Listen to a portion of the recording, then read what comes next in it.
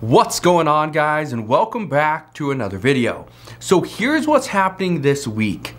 A lot of people are still wondering, how close are we to coming to a resolution? Are we about to finish and finalize the Human Infrastructure Bill? The answer, according to multiple lawmakers and many Senate aides, are saying that yes, we're getting closer. We're seeing both parties. When I say both parties, I'm talking about Democrats, the moderates, and the progressives. We are seeing both parties are coming forward with their red lines. Well, here's what I can tell you.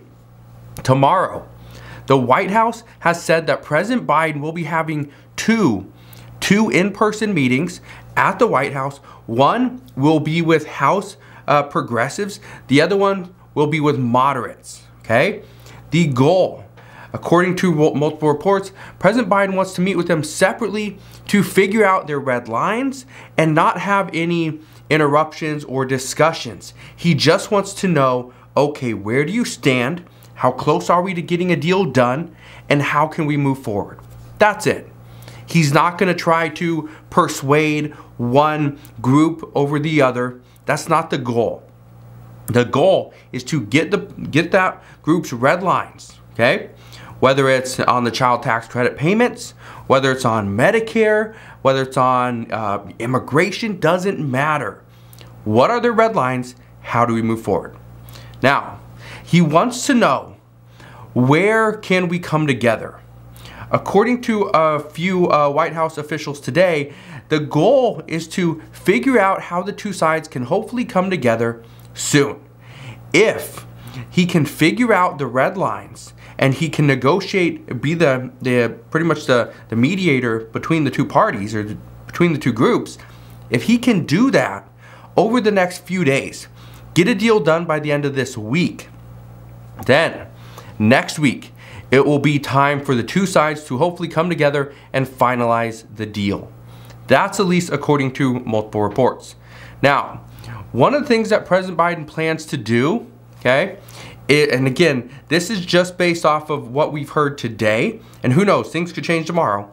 But according to reports today, President Biden's plan is to figure out what the red lines are, but the main thing is to let progressives kind of give their thoughts and their input on where Joe Manchin currently stands and what red lines he has actually put in front of progressives at this time. And those are, and I addressed these earlier on today. First one, work requirements for the child tax credit payments. So you have to work or go to school and you need to file taxes. He also wants to see a $60,000 family income cap for the child tax credit payments, which according to many, they say that is actually too low, but some say that should be a good amount. Now, we do not know who is saying what, but we should know over the next couple of days. Senator Joe Manchin, he also wants to include the Hyde Amendment into the infrastructure bill.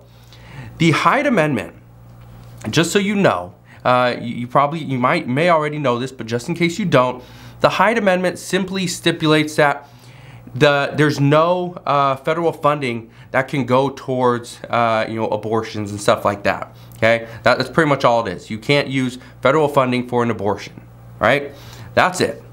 And then he also, President Biden, wants to figure out how close progressives are to coming down to Joe Manchin's $1.5 trillion price cap.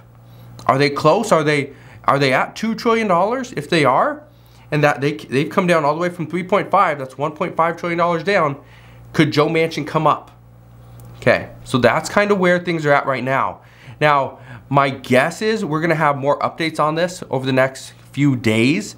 Moderates, according to the reports this afternoon, they just want to strike a deal as quickly as possible. They want to get this done because they say it would help people get back into the workforce. This $1.2 trillion bill would provide many more jobs and good paying jobs, and this would actually take one of the key votes off of the House's agenda, which would actually help them because right now they have a lot of stuff that they need to do in a very short amount of time. So who knows if that's even going to get done. Now, let's jump into the $600 IRS banking provision. You have probably heard a lot of reports on this. I have mentioned this multiple times, but according to the reports this afternoon, the previously stated $600 IRS banking provision, that has actually been scrapped. There is a new thing that they are planning. And again, this would have been anytime you deposit $600 or you withdraw $600 for whatever reason, you would have the IRS would actually get a kind of report on what you did, okay? Well, according to the new agreement, which the details, the entire details of this are not out yet. This actually hasn't been announced, but there are a few leaked reports that say tomorrow they will announce this. But here's what we know. The additional information for accounts with more than $10,000 in annual, okay, this is annual deposits and withdrawals. That's what's going to be reported. This also only applies to account holders with a larger wage income, right? But any wages that you get from your job are exempt of the $10,000. Okay, so that's at least what the details are as of right now. But my guess is after they announce it tomorrow, which is the expectation, according to a couple White House, is it White House? Yes, a couple White House aides, didn't want to be named, but a couple White House aides, this will be announced tomorrow, okay? Now, we don't know how many Democrats are going to oppose this. My guess is we'll see a handful of them. However, we do not know exactly where we're going to go from here, because they've been talking about that $10,000 IRS banking provision for a little bit of time. Remember, it used to be 600, then it went to 10,000, then they tried to go back and forth. Well, according to reports, they have a deal done. Well, according to the the former IRS commissioner, John Koskinen, he said that, and I quote, "I don't know why they thought $600 would be a good number. 10,000 is definitely an improvement. The vast majority of people won't be affected, but it will pick up more than just the idle rich." He also stated that it would be better off if this was at $50,000 per year. At $10,000, well, the IRS is still going to get the reports for things like rent, right? Because let's say you pay $1,000 a month. Well, at the end of the year, you would have paid $1,200, okay? You paid $12,000. So just understand, there's things that you are going to continue to pay. Maybe you have a car payment. If your car payment is fairly high, what, $900 a month, then you will still have to get that report sent off to the IRS. But again, it does nothing to you. It doesn't impact you at all. We're just going to show the IRS that, okay, you make X amount of dollars, great. That doesn't get reported to them, but you spent this much money throughout the year on these different things. So that could bring up additional audits in the future. But again, as we know more information there, I promise I will fill you in on the latest news and updates there. Let's get into some of the good news. This is according to reports though. Now, and I want your take on this as well. Let me know if you kind of fall within this. The good news out today is that there's a lot of people that have the ability to provide for themselves now. Again, this is according to reports. More Americans are able to provide for themselves now as opposed to this time last year. That's the good news. Economists say that there's more self-employed people that are actually going back to work. They're getting their business up and running. Some people are just starting new businesses, and others who cannot get their business up and running, do not want to be self-employed any longer, well, they are going to find a new job entirely. Again, that's according to reports. There are currently over 11 million jobs available. There is over 7 million people currently unemployed, but reports have indicated that hiring has picked up over the last couple of weeks. We will see this. We will actually see this when the new jobs report comes out in November. That will be the October jobs report. Well, that would actually come out. That will come out on November 5th. Okay, so we're about 2.5 weeks away from getting that. I don't expect lawmakers to change where they're at as far as the human infrastructure bill, based off of what we're seeing on the jobs report this round. However, according to John Yarmouth, he says they're already discussing the next budget reconciliation, which would pass any of the provisions that do not get passed this time. So there are already talks of what's going to happen next. Now, what I can tell you, according to multiple banks, the American people are saving money at a rate of 16% higher than this time last year. Again, let me ask you this. Are you able to save 16% more money this time or this year than you did last year? Even some people are saying that even though stimulus has stopped, in some cases, like the stimulus checks, the unemployment benefits, right? The $300 per week, and also EIDL loans, right? Some of that stuff has stopped. What they're saying is that even though some of the bigger stimulus packages, right? The unemployment and the stimulus checks, even though that money has stopped, there's other money that's still coming in that's creating a bigger boost to many families. That is the child tax credit payments. Experts say that right now what we're seeing is two different paths forward.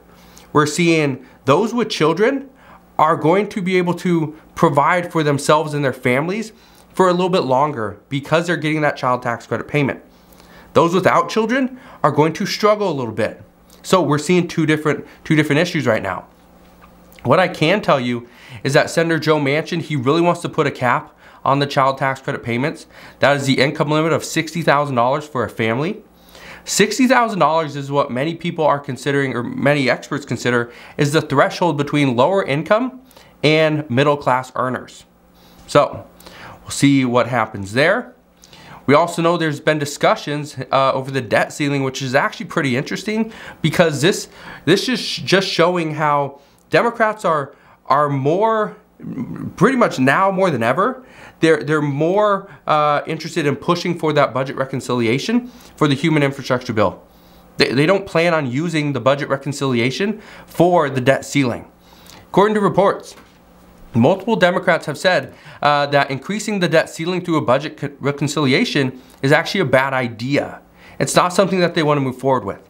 They say it would actually set a terrible precedence for the future, and this would allow anybody to make changes as they saw fit. So, not great for Congress. Democrats also believe that the only way, as of right now, to move forward is through a bipartisan bill. This means Republicans would jump on board. They would either allow Democrats to, they pretty much end debate, so then Democrats could pass the bill through a simple majority of 51 votes. Problem is, they still need to have 10 Republicans jump on board to end debate. That's the issue, is 10 Republicans I do not think are going to jump on board to end debate so that they can raise the debt ceiling. Not again. We also know that Republicans, and this is coming from multiple Democrats, that Republicans are not even trying to fight for concessions in the upcoming human infrastructure bill in order for Democrats to pass the debt ceiling.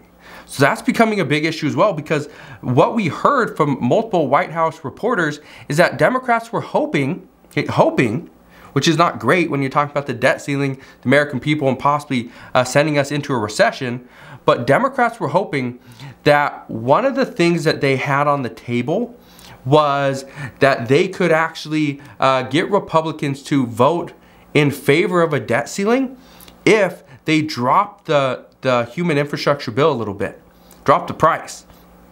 So this is why Democrats, for multiple reasons, were holding out for the full $3.5 trillion bill, as opposed to many moderates who are saying $1.5 or $2 trillion. That is according to reports where they expected to be is about $2 to $2.5 trillion. But they started at 3.5 because if they could get Republicans to help them and actually increase the debt ceiling, they would lower the human infrastructure bill and they would pass both. So that is at least what we're hearing at this time. But as of right now, what we are expecting is this week we're going to have a lot more updates. We're going to have a lot more of moderates want this, progressives say this, and we're going to come to an agreement at some point, hopefully this week or next. So that's what we know as of right now. As always, as I know more, I promise I'll come back on and share more. Just want to thank you guys for watching. Have a wonderful rest of your day. Go ahead, hit that like button if you enjoyed today's video. Consider subscribing so I can keep you updated on everything that's going on. And I'll see you guys on the next one.